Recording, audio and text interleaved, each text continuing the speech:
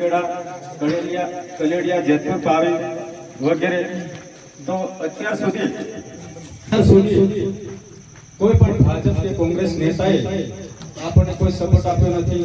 આપણો માન અને ભાવ બીજા નક્કી કરે, જે કે આપણે આપીને આવતા રહીએ. કડતો કાઢે કે લડેલું છે કે ઘણું છે, ઓછો છે, તોય આપણે રાજ્યના રેડ થઈને આવતા રહીએ.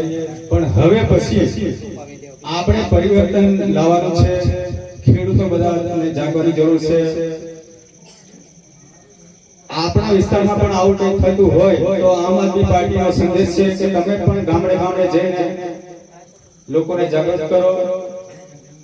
અમે એવી એક આમ આદમી પાર્ટીને એક લિંક બનાવી છે, મોબાઈલ નંબર આપ્યો છે. કોઈ પણ આપણને કોઈ સિંહનો માલિક કે સિમેન્ટનો માલિક કે અનાજ કરિયાણાનો માલિક છેતરપિંડી કરતો હોય તો આ મોબાઈલ પર તમે સંપર્ક કરો. આમ આદમી પાર્ટીની ટીમ 24 કલાકમાં તમારી પાસે હાજર રહેશે.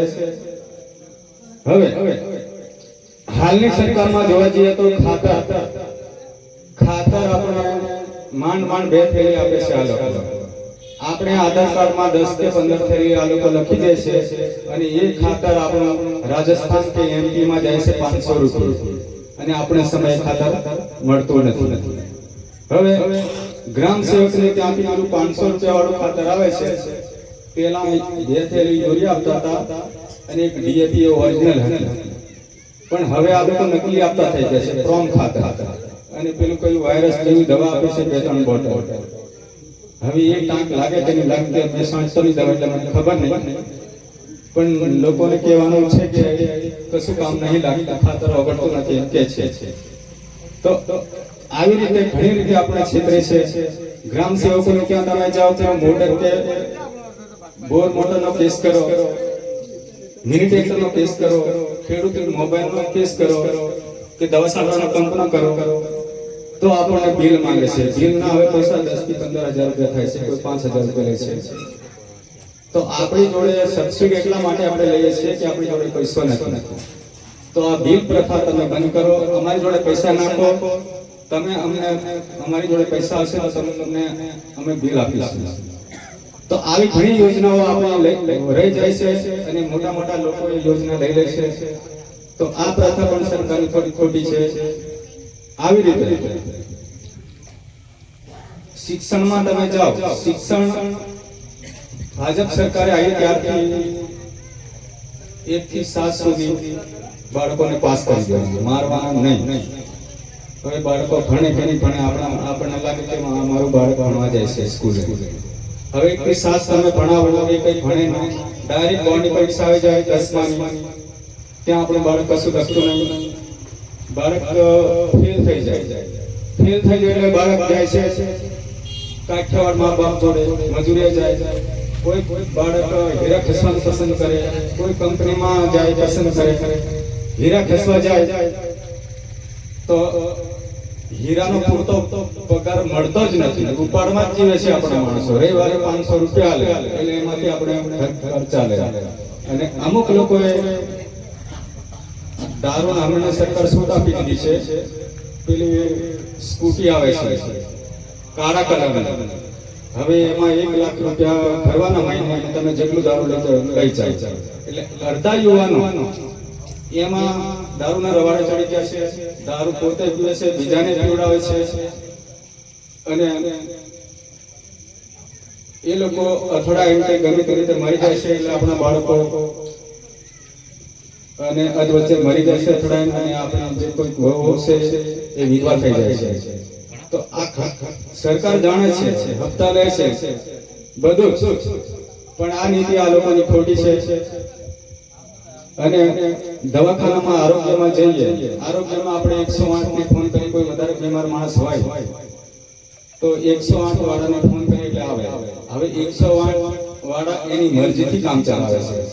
આપણે સરકારી દવાખાને કહીએ એ લોકો પ્રાઇવેટ દવાખાનામાં આપણને નાખી દે છે. કાર્ડ ચાલશે ને તાત્કાલિક કે હા ચાલી જશે, બીજા દિવસે જોઈએ તો કાર્ડ તમારું રિન્યુ કરાવવાનું છે, અપડેટ કરાવવાનું છે, લિંક કરાવવાનું છે. એટલે એમાં આપણે પૂરું થઈ જાય છે. ઘોડેલી જઈએ વધારે બીમાર માણસ હોય તો એનું રસ્તામાં અવસાન થાય છે.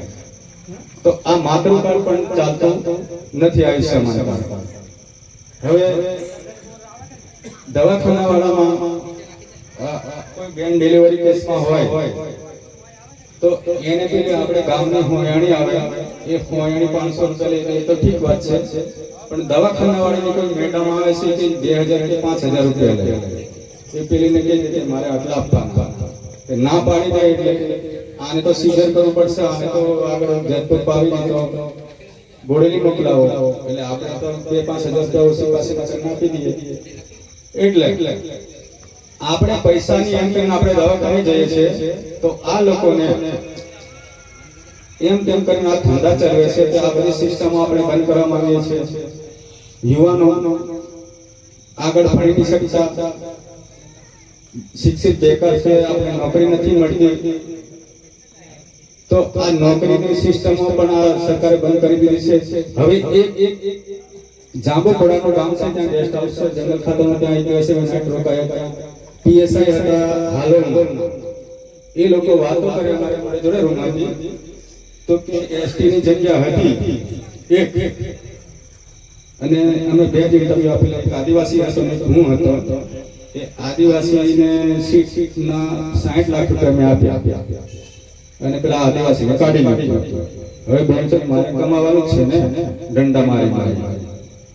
એટલે પૈસા વાળા આગળ વધે છે, આપણને કોઈ આવી માહિતી મળતી નથી. આદિવાસીની અનામત સીટો પણ આ લોકો કાઢી દીધી છે. આપણે હિન્દુમાંથી છૂટા પાડી દીધા છે, આપણે હિન્દુ નથી આદિવાસી છે, કોર્ટ આપણે હુકમ કરી દીધો છે. તો શા માટે આપણે ભાજપ સરકાર, હિન્દુ સરકારને આપણે વોટ આપતા? તમે જાગૃત થાઓ. આવનારી તાલુકા જિલ્લા પંચાયતની ચૂંટણીમાં તમારો કોઈ પસંદગીનો ઉમેદવાર હોય એને જીતાડો. અમે એ ઉમેદવાર તમારું કામ કરે તો અમારા રાધિકાબેન છે, અમારા આગળના નેતાઓ છે, એમને જાણ કરો, એ કામ કરાવશે, પૂછે પકડી. પણ તમારો જે પસંદગીનો ઉમેદવાર હોય એને તમે ઉભો રાખો અને નવું પરિવર્તન લાવીએ, એટલું મારે કઈ વિનંતી છે. આભાર.